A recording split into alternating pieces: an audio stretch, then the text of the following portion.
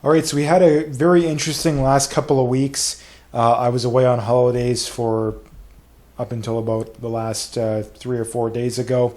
So I did miss that first week of, or the first week of the Trump presidency and the last week of the earnings. I want to get into the earnings from this past week. First things first, though, we do have some news items. We had the Fed meeting this week, was probably the biggest news coming out of the Fed meeting, and nothing major came of it. I mean, it was really nothing the least bit, I mean, maybe a tiny bit surprising. The only thing that changed a little bit, the chances of a cut came up. I mean, the amount of cuts came up slightly. I think we went from like 1 to 2 this year, and I think the next one is projected to happen in like June or May. So nothing major came out of the meeting. Nothing major for QT. Pretty much exactly what we expected. So there's really nothing to go over there. And as far as stocks go, stocks are up on the month. I mean, virtually all the major indexes are up. But if you look at the indexes specifically, the mid-caps have done the best in the last week and in the last month. Small caps have also outperformed in the last week and the last month. And then the worst performer so far is the growth side of the market, specifically anything related to AI. I mean, if you look at NVIDIA got hammered. The other big news coming out on, I guess it came out on like Sunday night, Monday morning, depending where you're at, was the Deepseek news. And honestly, that probably was the biggest news of the week. And frankly, as far as the entire market as a whole, I think that the Deepseek news is not a big deal whatsoever. But as far as anything AI related, I definitely would be a little bit worried. And I think the big sell-off in NVIDIA definitely is warranted. Now, should it have been down like 17% or whatever it was the last week? I think it's a little bit of an overreaction. But most of the stocks that have been pumped over the last year or so due to AI, a lot of that is hype, and I don't think that there's a lot of actual fundamentals behind a lot of that. So I do agree that a lot of those names are overrated, and a prolonged pullback definitely is in order. But if you look at the market, the Nasdaq underperformed the S&P. The S&P underperformed the equal weight S&P, and the equal weight S&P underperformed the mid caps and the small caps. So I think that that's going to be a sign of things to come. I think that the biggest pullbacks or corrections are going to be a lot of those growthier names, especially the ones related to AI, because like I said, a lot of the gains in those stocks in those areas have been not fundamental related. So the other big news that came out, this was on January 23rd.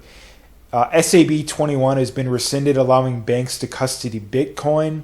Also, BlackRock announced that they're going to be allowing people to withdraw actual Bitcoin from their ETF, which also is very good news. We still have no Bitcoin reserve, strategic reserve. There's talks of a crypto reserve, which I think is insane. That's one thing that I definitely have a lot of criticism for Trump on, is that crypto is garbage, right? 99% of coins are just absolute garbage. And that includes XRP, Ethereum, Solana, Cardano, you name it. Those are all they're all trash, right? They're all absolute trash. Honestly, I think of all of them, I think XRP is the worst, because they're the one that's gotten a lot of hype recently, and it's just absolute trash. I mean, it had a massive pre-mine. The people that run Ripple are, in my opinion, complete scumbags. And I mean, they supported and pushed the FUD about how Bitcoin's bad for the environment. Like, you name it. Almost every red flag that exists in a cryptocurrency, XRP is pretty much the epitome of it. So be careful there. Also, another important thing I wanted to point out here, this is Bitcoin's price going into January of 2017, so almost exactly 8 years ago. And if you go back then, it was about $1,000. So we are up roughly 100x in just 8 years, right? 8 years, we're up 100x, right? I mean, pretty much everybody can remember the last Trump presidency. This was the start of the last Trump presidency. Bitcoin was $1,000, and we're at over 100,000 right now. So I think people really need to get their heads out of their you-know-whats on this, is that, yeah, Bitcoin's incredibly volatile. It's probably not where we would have hoped it's at right now, but we had to, like last month, the end of January was the first close above $100,000. So the uptrend is still very much intact, and I think we're just getting started. We have more and more states that are adopting reserves. We have more and more countries that are talking about it. It's only a matter of time. The problem is the ice just needs to be broken. But when it's broken, we're going to have the modern day arms race that I think that it's going to cause. It could be one of the biggest pumps we've ever seen. Like we could see daily candle. I mean, we will see daily candles in the 5 figures. Like that's going to be normal. I think we're going to see a monthly candle in the 6 figures over the next year. That's a prediction that I have. I think we're going to see a monthly 6-figure, maybe 50 grand to be conservative, but I think we're going to see a $50,000 to $100,000 candle, monthly candle in the next year. So I want to keep these the first part here a little bit short because we did have a very, very busy earnings week. This is going to be the busiest week. The next week will be busy as well, but this most likely was the busiest week of this cycle or this quarter. There was 3 of the Mag 7 companies that released. I believe we have 2 or 3 again next week, and then Nvidia's probably like 3 weeks from now. So again, first one is Meta. Meta beat earnings and revenue. Meta released pretty good earnings. I believe they were up on that news. Let's see what they were at. Yes, they were up quite nicely on that news. I don't mind Meta. I really don't. I think that they're a little overvalued where they're at right now, so I probably wouldn't touch them, but still a solid company. The next one is Microsoft, which actually got hit quite hard on their earnings. They didn't release terrible earnings. Like they did beat earnings, but they lowered guidance, and they noted that growth is slowing, so that's why they got hit so hard, and they were down quite significantly on the week. And I mean, frankly, I kind of feel some Schadenfreude that Microsoft shareholders voted not to add Bitcoin to its balance sheet, so they kind of get what they deserve there. The next one is Apple. Apple beat earnings and revenue. They were up on the week. I do like Apple. I think they're overvalued. They're definitely overvalued. Growth is definitely slowing for Apple, and not to mention they traded a 36 PE, 36 price to free cash flow. So I would say probably they have to be below 200 for me to want to buy them. But still, nonetheless, I think a very solid company. AT&T beat earnings and revenue. This is an example of a dividend trap, I think. I mean, if you look at their share price, they've gone basically, I mean, they do pay a 5% dividend, almost a 5% dividend, but the share price is down over the last 5 years. So I don't know why you would want to touch a company like this. SoFi, this is a fintech bank that's gotten a lot of hype. They actually have made a new all-time high. It looks like they did very well back in like 2021, 2022, I think, when they IPO'd. They beat earnings, but they did lower guidance. The next one is GGG. This is a name I've owned in the past. I do still have it on a watch list. They missed earnings and revenue, and they were down on that news, down a little bit. They did recover after the earnings, but they were still down on the week. WRB, this is one I've talked a lot about recently. I really do like them. They beat earnings. It looks like they were actually only up ever so slightly on the week, but I really still do like this company. I mean, a 15% free cash flow yield and almost an 8% earnings yield. I think that there's pretty much everything to like here. Lockheed Martin, they released kind of shaky earnings. They did miss earnings and revenue, and I think that that's mainly due to, there's the wars are kind of winding down right now, and I think that's a good thing, but this is one that I do watch, but I don't know if I ever would buy it. PACCAR, missed earnings and revenue. This is one I have on a watch list. I never have bought. I don't know if I would, but I do have it on a watch list. BPOP. This is one I have a very small position in. This is probably one of the best regional banks in my opinion. Hence why I had to have a small position. They did beat earnings and revenue. The next one is CB. This is Chubb, an insurance company. This is one of the companies Warren Buffett bought maybe like a year ago or so. I like it. I think that there's slightly better options, but I probably would buy it if the price was right. I think it's still a little expensive. Manhattan Associates. This is one I have on a watch list. I don't think it's ever gotten cheap enough to where I've bought it. They did beat earnings and revenue, but I think that they got hit mainly because the market got hit, and I think that they lowered guidance a little bit as well. Starbucks, they've rallied a lot ever since their new CEO came in. They're up over $100 a share. They released good earnings, and they were up quite significantly on that news as well. So congrats if you are a Starbucks shareholder. I thought about buying back in the 70s, and I'm kicking myself that I didn't. Frankly, I think it's a good company. I think it's a solid company. I just thought there's better options. For me, when I'm looking at buying a company, I'm thinking, okay, is this a top, 50, even 100 company in the world, or even North America? And because if it isn't, then why am I buying? Because if there's 100 companies that are better, then why am I not buying one of those 100? And I don't think Starbucks is in that range, but I think you're probably top 200, top 300, and that's really saying something considering there's 4,000 or 5,000 publicly traded companies. So I would buy it if it got cheap enough, but I don't know if it's going to anytime soon.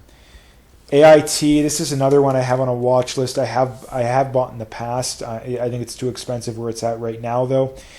They also beat earnings. Revenue was kind of flat. They were up on the week.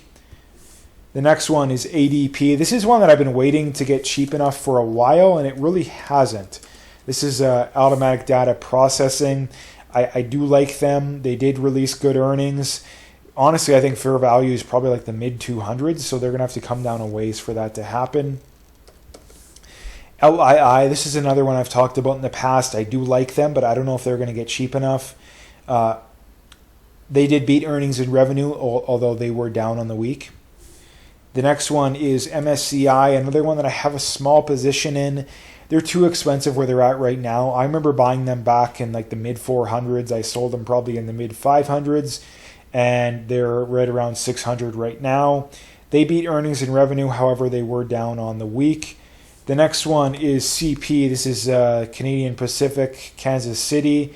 They released pretty good earnings. They beat earnings and revenue. Looks like they were actually down slightly on the week, although it looks like they were up on the news of their earnings. The next one is Lam Research. This is actually probably a top 10 position for me. I really like them. I think they're a really good company, one of the best in the semiconductor industry. They beat earnings and revenue. They were up on the week, which honestly, that really does say something considering, the NASDAQ sold off, the tech side as a whole sold off. So that's good news. ServiceNow, another one I have on a watch list. I probably would buy if it got cheap enough, although it's way too expensive where it's at right now. They beat earnings and revenue. And actually, one of the other Mag 7 that I forgot to talk about, Tesla, they released earnings, and they missed earnings and revenue. They missed by quite a bit, actually, as I remember. But it looks like they were actually basically flat, if not slightly up on the week. Let's see here. Yeah, basically flat, 0.14%. So kind of interesting news. But I think Tesla's gotten a lot of hype recently. Tesla gets a lot of AI hype as well, so I would be careful there if I was a Tesla shareholder. But I do think at least to some degree it is warranted for them. Waste Management, they missed revenue. They beat earnings. They were up quite a bit on that news. This is another company that I really like. If it was cheap enough, I absolutely positively would buy. AOS Smith missed earnings and revenue. This is one I've owned in the past. I have sold it off, mainly due to the fact that its growth has just slowed quite a bit to the point to where I don't even think it's growing as fast as the S&P as a whole is. And frankly, if a company is not growing as much as the S&P is, then why would you buy it compared to the S&P? It doesn't make any sense. So I've sold them off, although if growth does turn around, I probably would buy them again. CNQ is one of the, right now, 2 oil companies that I own. Beat earnings and revenue. Looks like they were down a little bit on the week. I think that they're one of the best, if not the best name in the industry, for sure in Canada at least. Caterpillar. Beat earnings. They did miss revenue. They were down on that news. This is a company I really do like. I've had a position for at least a couple of years, and I probably won't sell. So that is Caterpillar. The next one is MasterCard. MasterCard released very good earnings. They were up on the week. I'm pretty sure they actually hit a new all-time high as well on that news. No, actually, no, not quite. They did. They hit a new all-time high. Looks like back on Thursday. They did sell off ever since that, but they were still up quite a bit on the week. The next one is PH Parker Hannifin. This is one I have on a watch list. They beat earnings and revenue. They were up quite a bit on that news. Pulte Home. This is one I've been buying recently. I think that they're one of the best, if not the best, of the home builders out there. Beat earnings and revenue, although they were down a little bit on the week. Canadian National, CNI. They released good earnings. They missed earnings and revenue. I got confused there. But it looks like they were only down modestly on the week. They were down mainly because of the tariff news, and I think that that's something that's a little bit concerning. But I do remember reading that the CEO feels like they can right the ship and be fine. I'm not sure. This is one I do have a small position in. I'm probably going to dig deeper because this is one that I may or may not sell. The next one is Visa. Visa also released very good earnings. They also hit a new all-time high on the week. This is one I've sold recently. I sold them around like $320 roughly. The news of talks of capping interest rates, that's something that kind of scared me, and I wanted to buy something else, so that's why I sold them off. But honestly, I kind of regret it now. But again, what can you do? I bought them back around like maybe $200 a share and sold them at like $320, so I still did very good there. The next one is HIG. This is also one I talked about very recently. They did beat earnings and revenue, although it looks like they were down on the week. They were actually down quite significantly on the news of their earnings, but they did rally after that, which is good news. KLAC, another company that I had on a watch list for a long time, but never bought because they're too expensive. They did beat earnings and revenue, so that's good news there. The next one is Booz Allen Hamilton. They released good earnings. They did beat earnings and revenue, although they were down on the week. ExxonMobil here, they beat earnings, so they released pretty good earnings, although they were down on the week. It looks like oil and gas companies as a whole sold off. GWW Granger, or WWW Granger, they did miss earnings and revenue. They were down on the week. This is another one I have on a watch list. And with that being said, that is all of the companies I have to talk about this week. Going forward, I do see some volatility, especially with the tariffs and stuff. I don't see how we get around it, for lack of a better way of putting it. I think there's going to have to be some volatility, and with volatility comes, probably lower stock prices. So I've said time and time again, I think we're going to see, a 5, 10, maybe 15, maybe 20% pullback, second, third quarter. Maybe it's even this month. Nobody knows. But the one thing that I would acknowledge is that I still think we're going to close the year higher. So that's what I had to have for today. If you liked the video, please like, subscribe, comment, all that good stuff, and stay tuned for more.